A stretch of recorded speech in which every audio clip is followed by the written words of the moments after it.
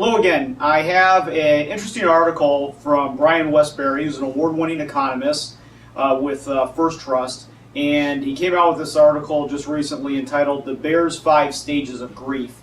And what he's referring to is economic bears. These are the people who persist in being real bearish, meaning down on the economy over the past few years. They keep bashing it, but it keeps recovering anyway. And watching them fight through these stages of grief has been educational, I'll add, if not entertaining. First there was denial, then there's some anger, and now it's actually bargaining. The bears say that yes, the jobs numbers were good in February, nearly 300,000 of them. And the household survey showed 428,000. The bargaining has now begun as the bears are saying the job growth might be okay, and the labor force may be growing, but the jobs are inferior. They're low paying, they're of low quality. And this is actually an old argument. It was the same one used in the 80s during the huge job expansion during the Reagan administration. And they were, in fact, those were called McJobs, as all the people were getting a lot of McDonald's jobs.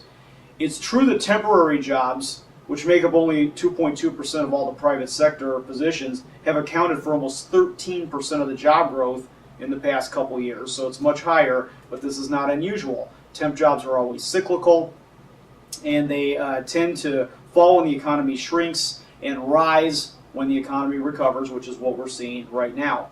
It's also true, as some people are noting, that, hey, there's so many people getting jobs in bars and restaurants. Well, that's true, and they've been growing faster than other payrolls, but this has actually been a trend. In the last couple of years, jobs in restaurants and bars have been at about 13.5% of the jobs, but those same positions during the expansion between 2003 and 2007 were at 15%, so we're still even a little bit below where they were before the recession hit.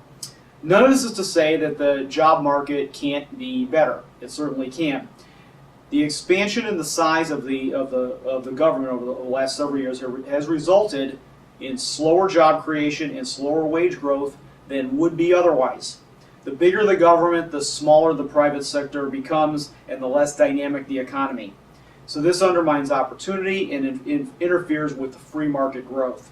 If you want to understand this, think of the jobs not created by the Keystone Project, and think of the bankruptcy and the job loss at Solyndra. It's a really good example of that.